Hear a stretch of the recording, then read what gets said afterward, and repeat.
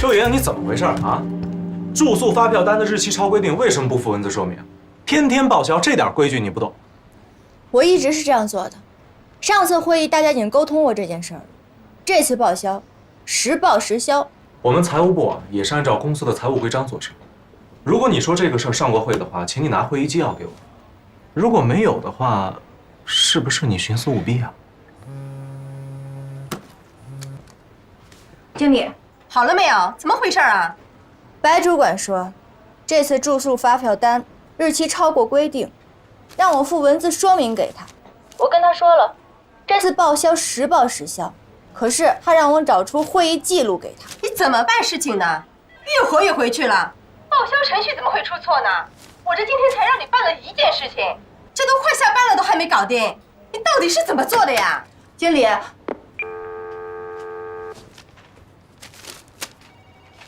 我知道你是故意的，我告诉你，照老规矩，你究竟报不报？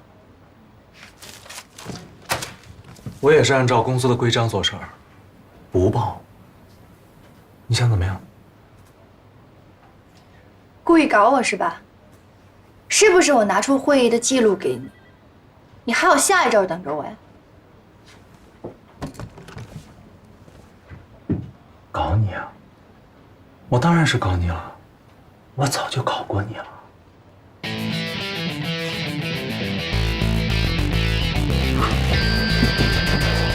经理，我要举报白主管假控祭司，打击报复，还有发票不给我报销，他追求我不成，这是人害手段，把公司这台电脑亲自砸了，他还说是我朋友打的，诬陷我朋友，他还报警，结果闹到了派出所。没事，你不错。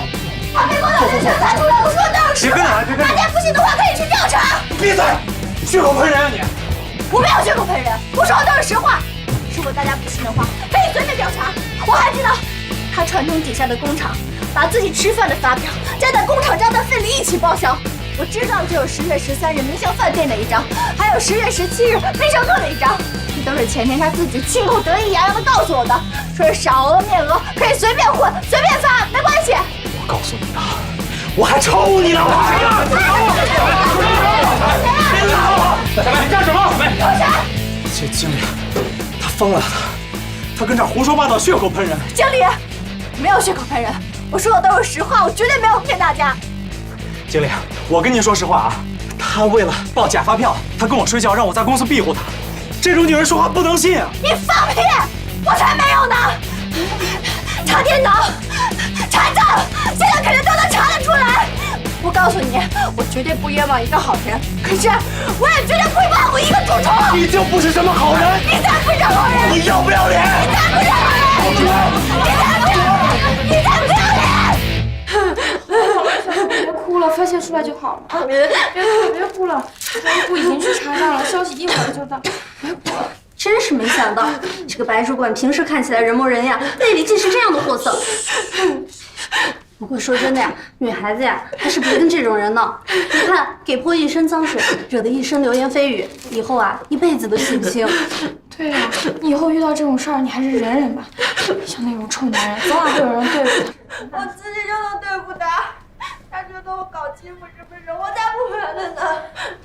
不过就是经理出差的那个备用机还在报销单上呢，让我能不着急吗？你们帮我去催那个报销单。行，如果经理今天下班，那个报销单可就完蛋了。好了，知道了，别哭了，别哭了，你们不用管我，我想自己静一静。你们先走吧。那你一个人在这静静，我们先去弄报销单。别哭了，这个男人。走啦。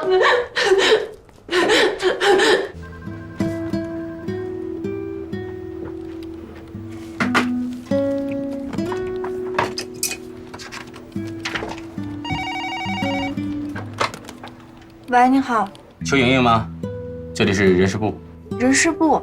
关于白主管的事情，我有话要问你。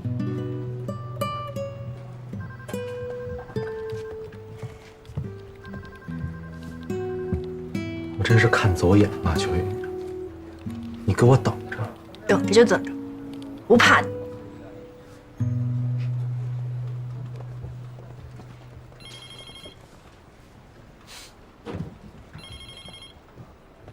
小秋啊，因为今天发生的事情，所以公司决定暂停你的工作，同时终止小白的一切工作。我们会本着公开透明的原则来调查此事，并且调查在此次事件中你所扮演的角色。在没有调查清楚之前呢，我们先会替你保管你的出入门卡。可是我是举报者呀，我没有贪污啊，为什么要停我工作呀？停几天呢？这停工作的期间还照常发我工资吗？这个你放心，公司啊能赞赏你的检举。等调查工作结束之后，一切水落石出，公司会酌情补偿。行，反正我问心无愧，我相信公司。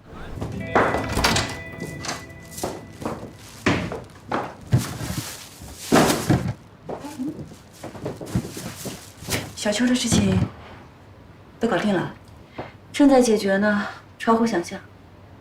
其实我想到了一些办法，就是不知道该怎么跟他说。哎，你让他找我跟我说那些话，是因为你的想法跟我一致吗？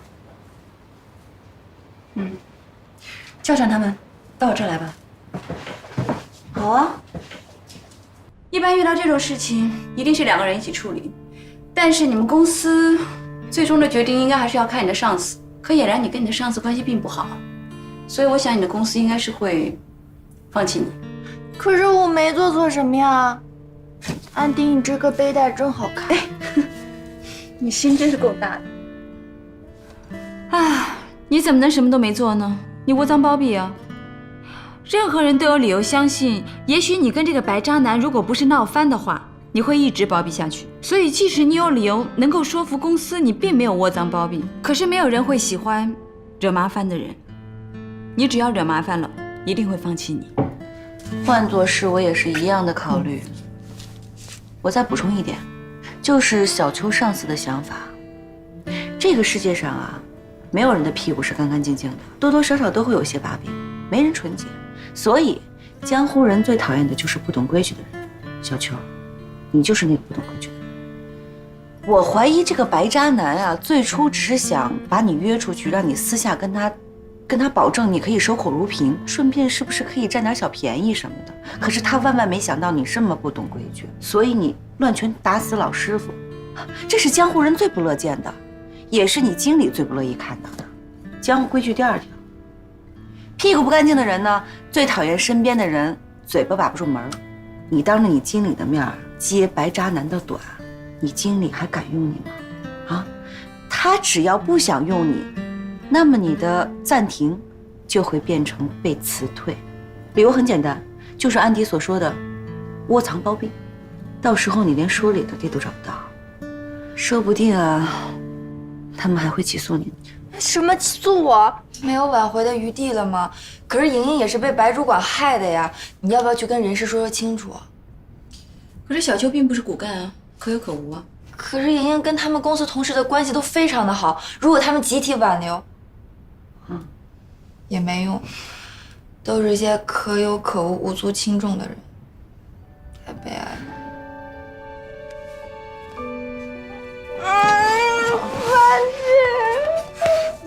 没关系。安迪和樊胜美2人一针见血地道出了职场新人邱莹莹所犯的忌讳。职场如同江湖，江湖有江湖的规矩，不懂规矩的人亦无法在江湖立足。邱莹莹初涉江湖，不懂游戏规则，横冲直撞，当众揭短，人人自危，只能被 out 出局。有的时候，年轻并不是一种优势。